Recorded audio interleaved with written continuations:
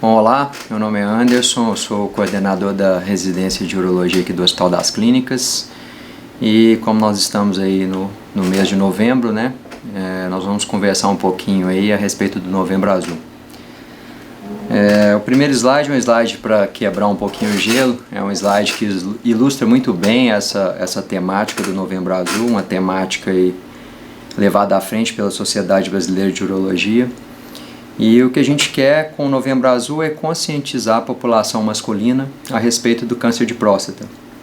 Esse slide ele ilustra muito bem essa questão, né? O Novembro Azul é um mês pensado na prevenção e mais do que na prevenção, no diagnóstico precoce do câncer de próstata. E a gente tem que ter sempre em mente qual o público ideal aí que essa campanha tem que atingir, certo? Então, no decorrer dos demais slides eu vou tentar esmiuçar um pouquinho isso daí e no final a gente vai ter um espaço para dúvidas e debate. Bom, começar primeiro falando do que é a próstata, né? Para que serve a próstata? A próstata é uma glândula do homem, né? Ela está localizada justaposta à bexiga e ela é atravessada pela uretra. Tem um tamanho mais ou menos de uma noz, isso pode alterar bastante de acordo com alguns problemas de saúde que são comuns. E basicamente a próstata tem duas funções, né? A primeira delas e mais importante é uma função reprodutiva, né? Ela tem uma função de certa forma nutrição dos espermatozoides, além de ter um papel na coagulação do sêmen. Então basicamente a próstata é importante nesta função sexual. E ela tem um auxílio também no controle urinário. A próstata tem uma quantidade grande de músculo liso e apesar de não ser uma musculatura controlável, né, é uma musculatura que influi bastante no controle urinário. E até um dos motivos da cirurgia e outros tipos de tratamento às vezes deixarem alguma sequela nessa questão da continência urinária. Então, como a gente pode ver, então a próstata está localizada aí justaposta à bexiga. Bom, vamos falar um pouquinho das doenças da próstata, né? O principal motivo do Novembro Azul é conscientizar sobre a questão do câncer de próstata, mas a próstata ela tem uma incidência grande de outros problemas de saúde, né? A maioria deles benignos. Os mais comuns normalmente são as inflamações, né? Isso podem ser inflamações tanto do ponto de vista infeccioso como inflamações nas quais a gente não identifica um germe causador. É uma doença bastante comum, né?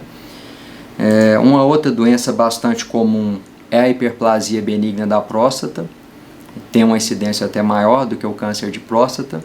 Essa hiperplasia nada mais é do que um crescimento da glândula de maneira descontrolada, né? A próstata ela acaba aumentando de volume com o passar da idade.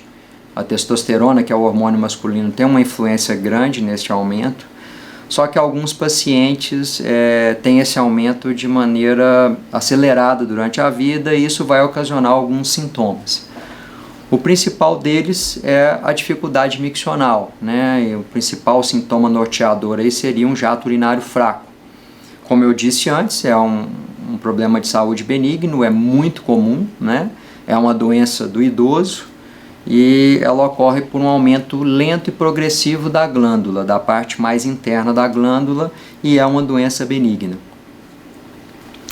Um outro problema bastante comum, que na realidade é o foco do Novembro Azul, é o câncer de próstata, né? O câncer de próstata é uma patologia também do idoso, né? O pico de incidência aí, a maior quantidade de diagnósticos em torno da sexta década de vida, em torno dos 65 anos. Diferentemente do problema anterior, que é a hiperplasia prostática benigna, o câncer de próstata é uma doença da zona mais periférica, da borda, digamos assim, da próstata. Pode aparecer uma próstata normal, né? Não há necessidade de terem outros problemas prévios.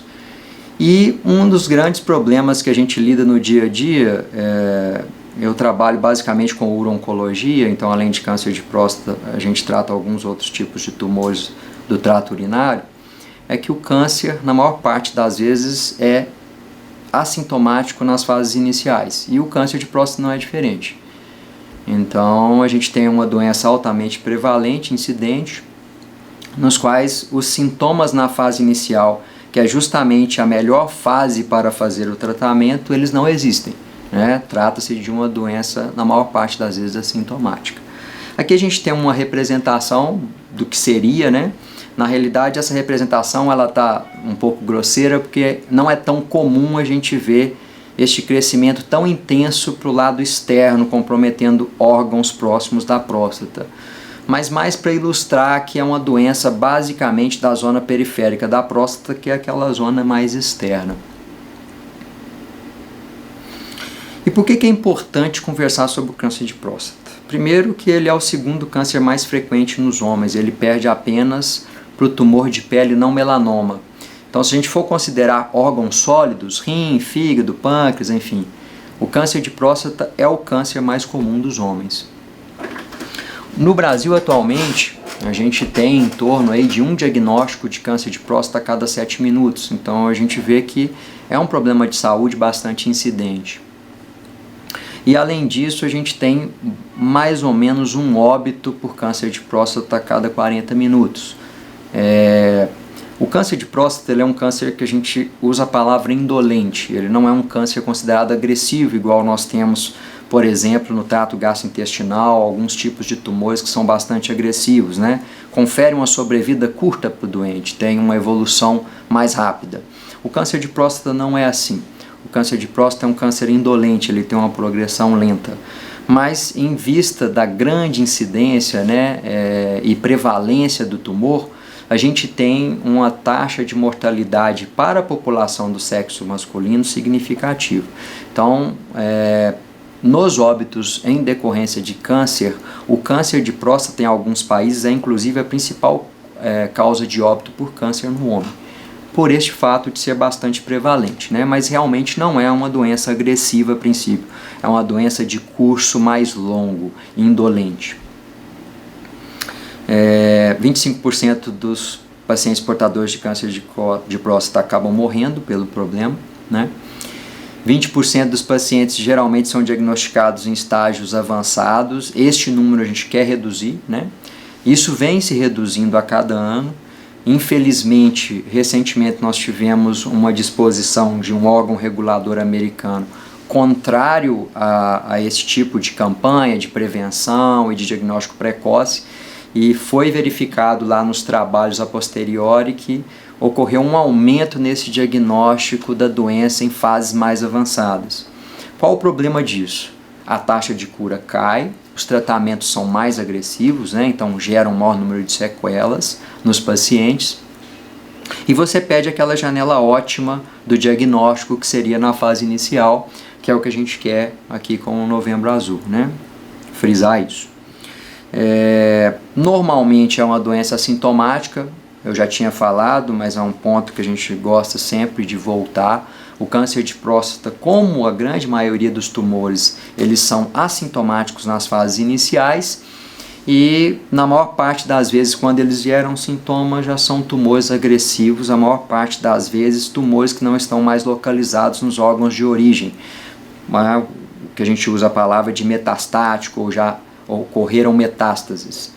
Infelizmente, neste cenário, o câncer de próstata hoje não tem cura, né?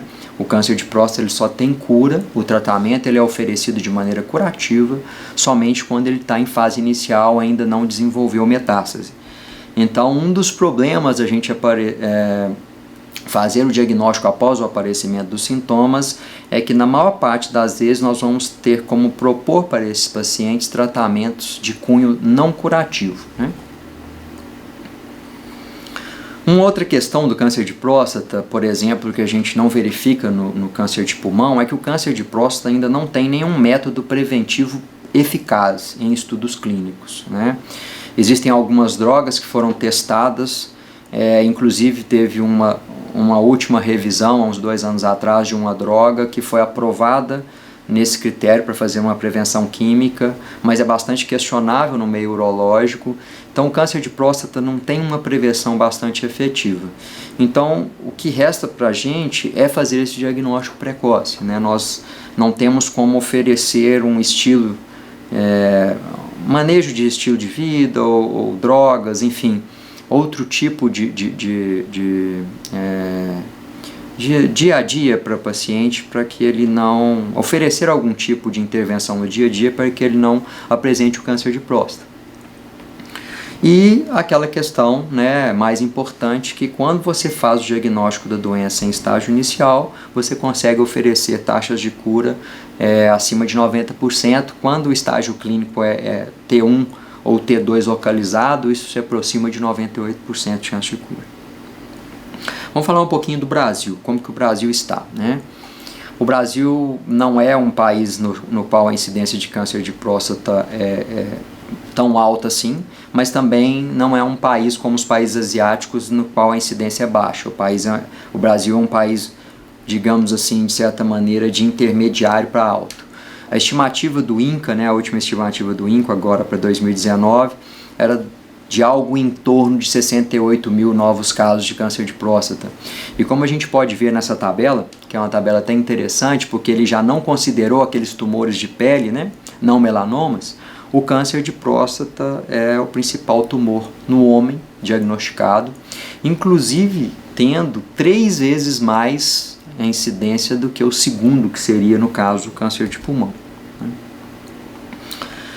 A estimativa da APC, um grupo de pesquisa de câncer também, ligado à OMS, de 85 mil novos casos, um pouco concernente com a expectativa, né, do INCA, no caso para o ano de 2019, e novamente também a gente tem aí uma divergência em relação ao segundo lugar, mas o câncer de próstata é o primeiro colocado no homem, né, a maior incidência de câncer sólido no caso.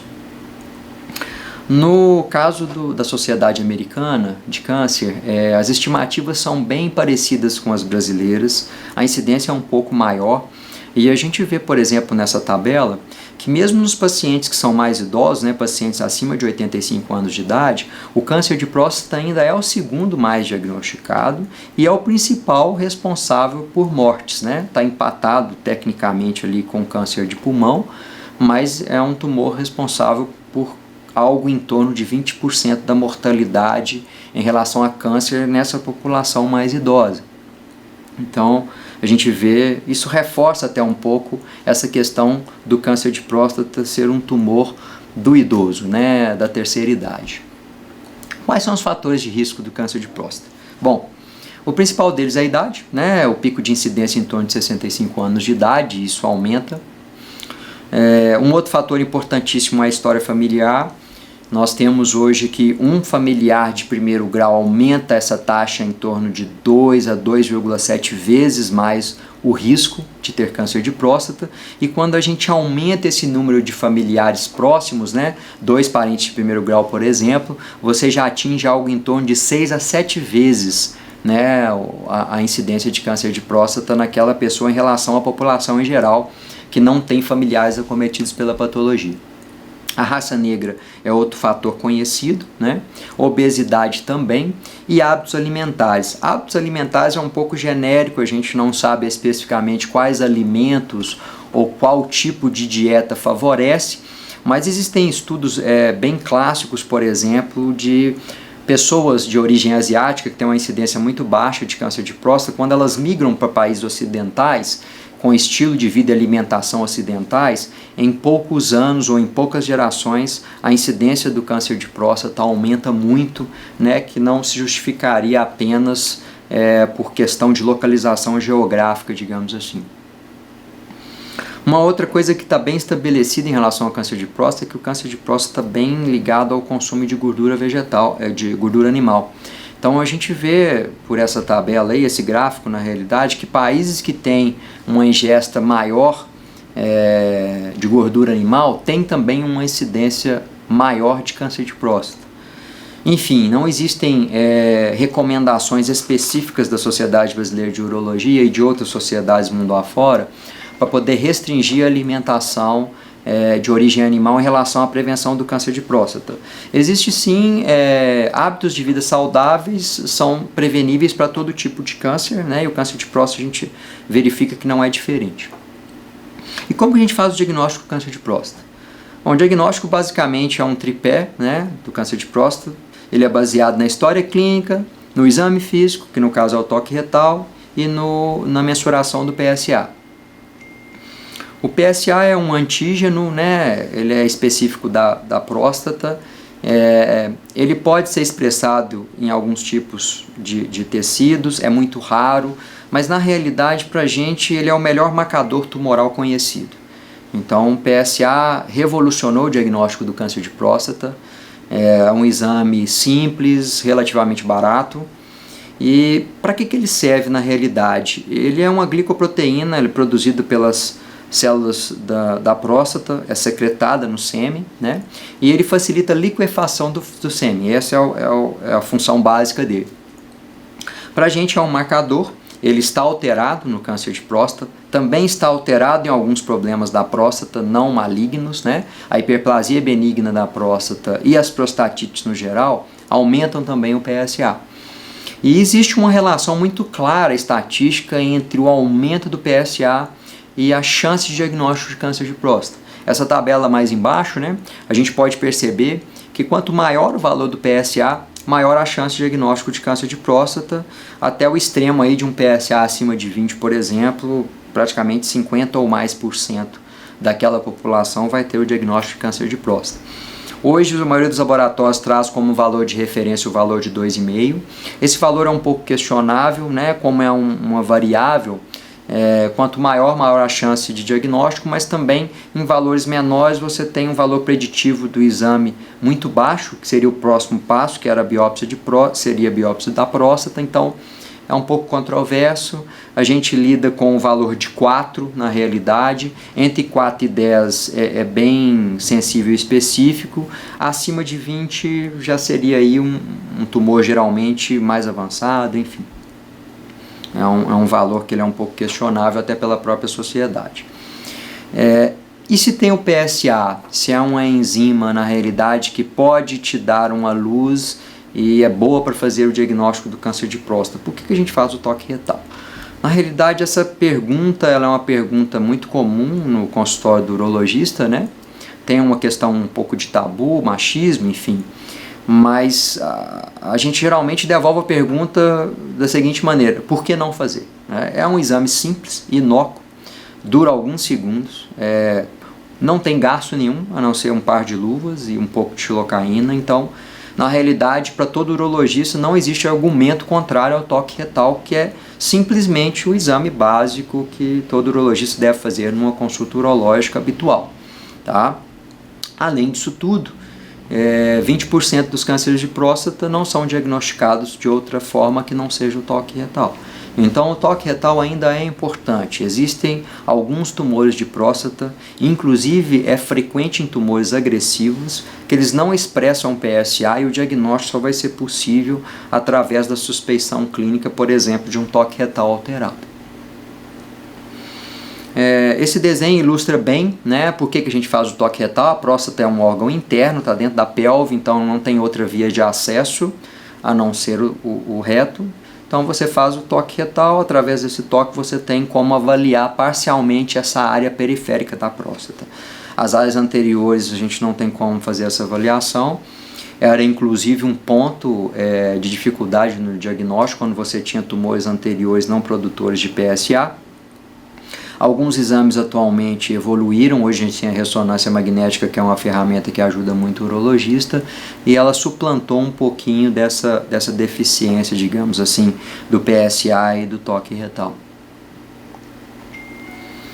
Essa tabela para ilustrar um pouco, a gente vê, por exemplo, que o PSA maior do que 10, quando você tem um toque alterado, você tem um risco de câncer de próstata da ordem de 95%. Então, assim, um exame inócuo, né, sem custo, porque ele está embutido na consulta médica, né? No caso, estou falando do urologista, mas todo médico está habilitado a fazer um exame retal, um toque retal. E a gente tem um exame que te dá um valor preditivo pré-biópsia tão alto, né? Então, não tem motivo para não fazer o câncer de próstata, a não ser uma questão de preconceito, enfim. É uma coisa não fundamentada em dados de medicina baseada em evidência. Então, como que a gente vai fazer esse diagnóstico? Basicamente com um toque retal suspeito ou com um exame de PSA alterado. Tanto faz, na realidade, se você tiver um PSA alterado, confirmado com o segundo exame, você já está autorizado a prosseguir na propedêutica. Idem para o toque retal. Obviamente, quando você tem os dois alterados, a chance de diagnóstico ela é maior. Hoje em dia, principalmente no ambiente da medicina privada, na medicina de convênio ou particular, você tem o advento da ressonância magnética. A ressonância magnética ela veio para agregar valores no diagnóstico do câncer de próstata e para ajudar o urologista e os demais profissionais. Ela fornece informações importantes, principalmente em questão de localização. Hoje já existe uma questão da biópsia guiada por ressonância. Fazer a biópsia daquela área alterada aumenta o valor preditivo positivo e negativo do teste. Então, essa biópsia que ela é feita por ultrassom, essa biópsia randômica, ela ainda tem lugar. Mas hoje o paciente que tem acesso à ressonância, a gente indica a realização da ressonância antes da biópsia. Por quê? A ressonância antes da biópsia ela é melhor do que a ressonância após a biópsia.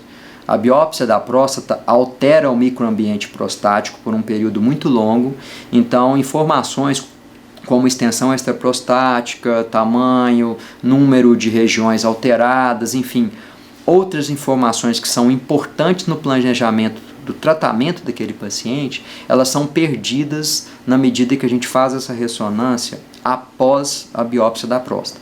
Então, o cenário ideal hoje do paciente que tem uma suspeita alta para o diagnóstico de câncer de próstata seria fazer essa ressonância no primeiro momento. Eu atendo o ambulatório do Hospital das Clínicas, atendo o SUS. A gente sabe que isso não é a realidade do SUS ainda, até mesmo porque é um exame operador dependente, mas no cenário hoje, para orientá-los em medicina baseada em evidências, o ideal seria fazer essa ressonância neste momento. E após a realização da ressonância, então parte para a biópsia da próstata, que pode ser realizada por ultrassom ou até mesmo pela própria ressonância. Por que é tão importante conversar sobre câncer de próstata? Por que tem essa questão do Novembro Azul? Primeiro eu vou até abrir um parênteses aqui, que eu posso até esquecer até o final, então já vou aproveitar o ensejo. O Novembro Azul é mais do que o câncer de próstata. Na realidade, com o Novembro Azul a gente quer conscientizar todos os homens que ele procura atendimento médico, O urologista hoje, ele não faz só o exame visando o diagnóstico do câncer de próstata. Ele visa alteração de hábitos alimentares, alteração de estilo de vida, diagnóstico de outros problemas crônicos, inclusive mais prevalentes, diabetes, hipertensão, enfim. É um momento do homem procurar o atendimento médico. A gente sabe que é bem menor, bem menos difundido entre os homens essa questão da prevenção, do diagnóstico precoce, da ida ao médico, enfim, não só quando se tem sintomas, mas antes, isso é muito mais comum entre as mulheres, então é um momento adequado para isso também. Mas falando especificamente sobre o câncer de próstata, o que é importante? Quando a gente faz o diagnóstico precoce, a chance de a gente curar é muito maior. Então a gente pode ver, por exemplo, por esse gráfico, que a chance de cura de uma doença metastática ela é menor do que 40%, isso num universo aí de 5 anos. Se a gente pensar que seria a 6ª década de vida, então assim, são pacientes que ainda estão num momento de vida bom, de aproveitar, enfim, e basicamente você tem uma taxa de mortalidade em torno de 73% quando você tem esse diagnóstico já metastático, que seria no caso quando o paciente tem sintomas. E quando você faz o diagnóstico, um dos grandes debates na urologia hoje, são muitos em relação ao câncer de próstata. Câncer de próstata é muito prevalente, então gera debates em diversas questões, desde da prevenção, do screening, que seria o rastreamento, que é muito controverso, diagnóstico, tratamento. Então, por que eu coloquei o tratamento aqui? Primeiro, para poder mitigar algumas questões. Por exemplo, hoje, cada vez mais os pacientes estão sendo direcionados para a vigilância ativa. Vigilância ativa é uma modalidade de tratamento nas quais os pacientes eles não recebem de pronto um tratamento curativo, que poderia gerar algumas sequelas, Então você acompanha aquele paciente, por se tratar de uma doença indolente, tentando resgatar nesse trajeto aqueles pacientes que na realidade não têm uma doença tão indolente, têm uma doença agressiva. E para estes pacientes oferecer o tratamento curativo. Para a grande maioria dos outros pacientes, eles não vão ser tratados de maneira curativa no decorrer da vida e vão falecer por outros motivos, né? Enfim, questão de idade avançada ou outros problemas de saúde. E isso rebate um pouco essa questão da crítica em relação ao diagnóstico, né? Porque nós temos um contingente muito grande de pacientes que fazem um diagnóstico de câncer de próstata e na realidade esse câncer de próstata é indolente e não iria oferecer alteração na qualidade de vida daquele paciente de outra forma. Então, teoricamente, você está tratando pacientes que não precisariam de tratamento. De alguns anos para cá, com a incorporação dessa estratégia, a gente mitigou um pouco essa questão do tratamento de problemas que não gerariam distúrbios para aquele paciente no decorrer da vida. Para aqueles pacientes que têm um tumor localmente agressivo ou enfim, que não evoluem muito bem nessa vigilância ativa, os tratamentos de intenção curativa são inúmeros, né? Basicamente a cirurgia, hoje nós temos 3 vias principais, a via convencional, que é a via já consagrada, a via laparoscópica e a via robótica. A via robótica ainda não está liberada, né? Ainda não tem disponível no convênio, seria uma modalidade de tratamento particular. A laparoscópica e a convencional sim, são amplamente difundidas. São tratamentos bastante efetivos, hoje nós não temos estudo que respaldam uma técnica em relação à outra na questão de cura. A taxa de cura é a mesma com as 3 vias de acesso, a cirurgia é basicamente a mesma, só muda a via de acesso.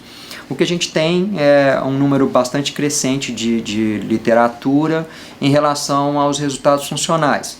A incidência de incontinência, impotência sexual, incontinência urinária é bem menor com as técnicas minimamente invasivas, robótica e laparoscópica, isso é muito debatido. Eu acho que foge um pouco do escopo da aula, né, em relação ao Novembro Azul, mas a cirurgia robótica é a tecnologia, ela está aí, vai se desenvolver, enfim, eu acho que é um debate que com o passar dos anos ele vai se tornar, né, fútil, digamos assim. Uma outra modalidade de tratamento curativo bastante utilizada em nosso meio, a radioterapia externa. A braquiterapia também não é tão comum aqui no Brasil, mas é uma modalidade bastante aceita. Existem outras modalidades de tratamento, nesse caso já para tumores mais agressivos, tumores metastáticos, enfim. O bloqueio androgênico é um deles, né? A influência da testosterona no câncer de próstata é conhecida já há mais de século. Então a gente tem essa questão bastante arraigada. Um dos pilares do tratamento do tumor avançado, metastático, é o bloqueio desse hormônio. Obviamente isso gera efeitos colaterais, às vezes até limitantes nos pacientes, mas é o que a gente tem para oferecer, é mais um motivo para a gente tentar fazer esse diagnóstico mais precoce. Existem outros tratamentos, radiofármacos, quimioterapia, eu não vou entrar muito nessa questão, mas aí, novamente, normalmente são tratamentos oferecidos mais paliativo, ou é um tratamento não de cunho curativo. E o que a gente tem hoje, né, em relação à orientação da Sociedade Brasileira de Urologia? Essa orientação ela é concernente com algumas sociedades, com algumas modificações, obviamente, mas basicamente o que a gente tem hoje é para aqueles homens que não têm fatores de risco, que eu citei lá atrás, né? Por exemplo, história familiar, obesidade, raça negra, enfim. A partir dos 50 anos ele deve fazer a consulta, né, com o médico, visando essa questão de conversar sobre o câncer de próstata, para ver se ele vai ser um paciente que vai se enquadrar no rastreamento realmente efetivo, ou se ele apenas vai fazer o exame físico e uma mensuração do PSA. Naqueles pacientes que têm histórico familiar, raça negra, obesidade, a gente orienta a começar um pouco mais cedo, atualmente aos 45 anos de idade, basicamente com a mensuração do PSA e a realização do exame físico. Uma coisa que está ganhando muito corpo de literatura recentemente é a realização do PSA numa idade um pouco mais cedo. Aqueles pacientes em torno de 35 a 45 anos terem uma mensuração basal do valor do seu PSA. Já tem estudos correlacionando este valor basal com o risco no decorrer da vida de ter um câncer de próstata, ou melhor, de falecer do câncer de próstata. Então, assim, é tão grande a diversidade que, dependendo de valores, aquele paciente, inclusive, ele pode ser excluído completamente de fazer o rastreamento ou de fazer a consulta visando esse diagnóstico no futuro, até pacientes que com 40, enfim, numa idade mais precoce, devam iniciar essa consulta aí numa base anual ou bianual, dependendo de cada recomendação. Hoje a SBU, que é a Sociedade Brasileira de Urologia, orienta também essa questão de ser uma consulta anual, mas isso também é um pouco debatido, depende do valor do PSA, depende do toque, mas basicamente todos os homens a partir dos 50 anos de idade e os homens a partir dos 45 anos de idade que têm fatores de risco. Bom, basicamente o que eu queria falar era isso. Espero ter passado a mensagem que a gente sempre defende, nós como urologistas e médicos, que o Novembro Azul é importante, essa questão da prevenção do câncer de próstata, mitigar essas questões de machismo, preconceito em relação ao exame, mas mais do que isso, orientar aos homens que eles devem procurar o médico para fazer consultas habituais, rotineiras, de acompanhamento, porque existem muitos outros problemas de saúde e isso já é muito difundido entre as mulheres, e nós homens, às vezes, por essas questões que eu falei, a gente não procura esse tipo de atendimento, enfim, preventivo. Gostaria de agradecer a vocês, né, pela paciência, a todos envolvidos aqui na aula. Espero ter passado o recado, os contatos estão aí, se precisarem de alguma coisa, estarei à disposição. Obrigado.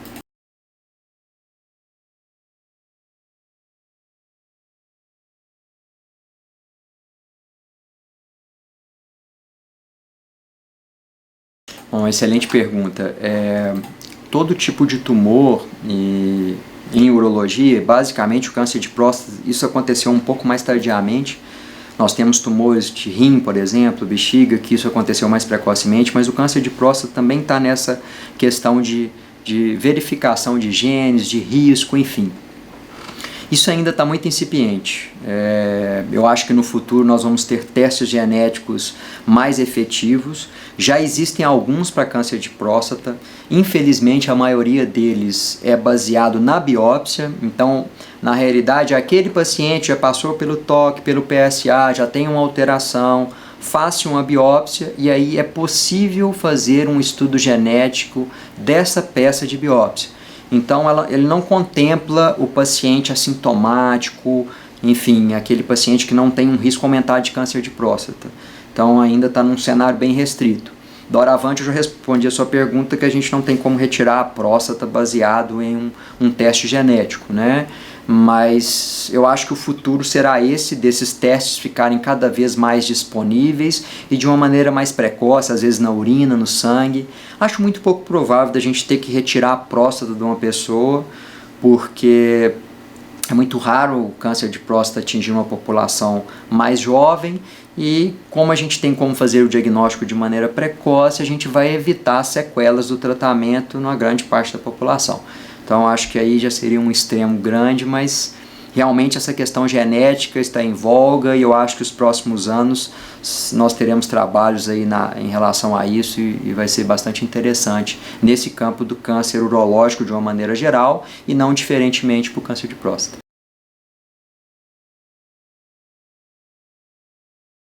Bom, o tratamento da hiperplasia prostática benigna, né, que é um problema de saúde que gera esse crescimento da próstata, hoje existem diversas abordagens na realidade, igual o câncer de próstata. Então, um dos pilares é o tratamento cirúrgico. É um tratamento cirúrgico bastante diferente do câncer de próstata. Ele é um tratamento que ele é feito de maneira endoscópica, ou seja, não tem corte no abdômen, ele é feito pelo canal da urina. Então ele é um tratamento menos invasivo ainda do que essas técnicas laparoscópicas e robóticas. Então ele gera uma incidência de sequelas bem menor, que seria no caso impotência sexual e incontinência urinária basicamente. É muito raro isso acontecer. Então é um pilar sim do tratamento, mas hoje já existem tratamentos medicamentosos que tentam abolir a cirurgia. Existe também o acompanhamento, né? Muitos pacientes com hiperplasia prostática benigna não têm sintomas e não é necessário fazer esse tratamento, né? Então você só acompanha esse paciente e entra com o tratamento no momento adequado. Então sim, é um pilar do tratamento da hiperplasia prostática benigna, mas existem outros tipos de tratamento bastante comuns também.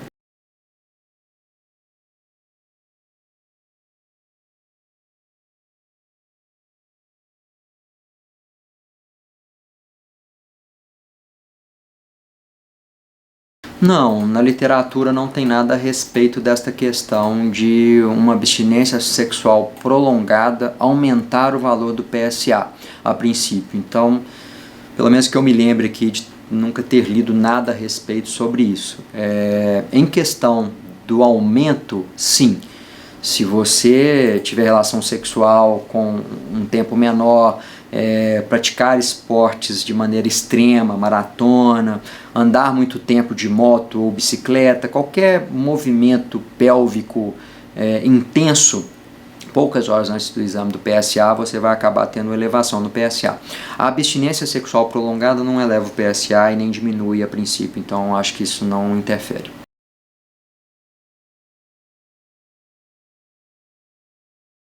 Sim, é o principal diagnóstico diferencial que nós temos hoje. Então, nós não pedimos apenas, nós não fazemos biópsia em todos os pacientes que têm PSA elevado. Né? Você tem como fazer um diagnóstico clínico, por exemplo, de um PSA elevado. Vou citar um exemplo para ficar mais prático. Um PSA em torno de 5, que o toque retal tem uma hiperplasia prostática benigna, quer dizer, você vai acompanhar esse paciente no consultório, você já fez o diagnóstico da elevação do PSA. Essa elevação é em decorrência de uma doença benigna, né? Existem outros métodos, ressonância, ultrassom, enfim, mas você consegue descartar elevações benignas do PSA sem necessidade de fazer a biópsia da próstata, e sim, a hiperplasia pode e é um dos principais fatores que elevam o PSA do paciente no cenário que não seja um câncer de próstata.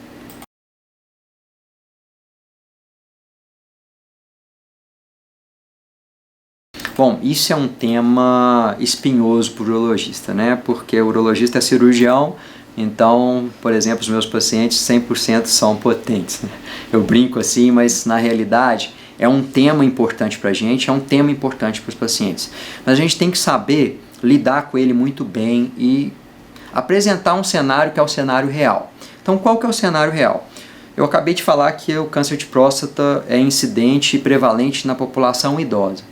Então, nessa população acima dos 65 anos de idade, a incidência de impotência sexual já é muito alta, né? Alguns índices situam em torno de 70% de incidência de impotência sexual. Isso é uma questão. Para aquele paciente que ainda tem a sua vida sexual normal, paciente considerado potente, existem questionários adequados para avaliar isso.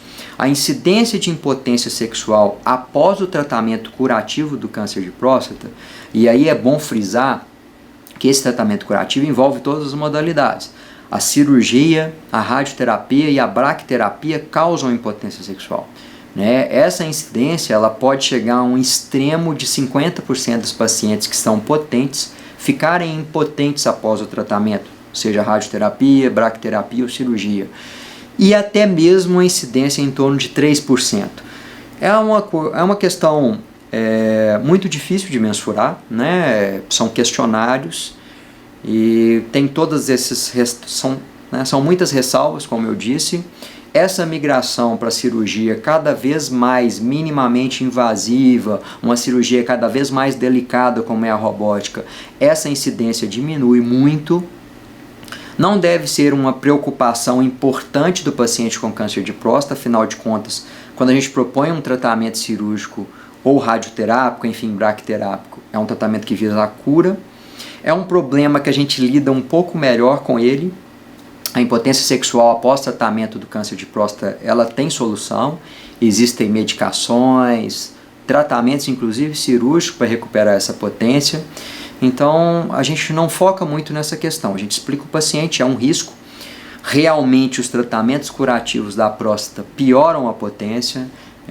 Existe uma incidência de impotência, mas a gente tem que levar todas essas considerações na hora que a gente vai debater isso com o paciente. Então não é o principal foco nosso, então a gente tem como mitigar isso e não é o ponto principal, mas os tratamentos alteram a potência sim. Agradeço a paciência de todos, a oportunidade e obrigado.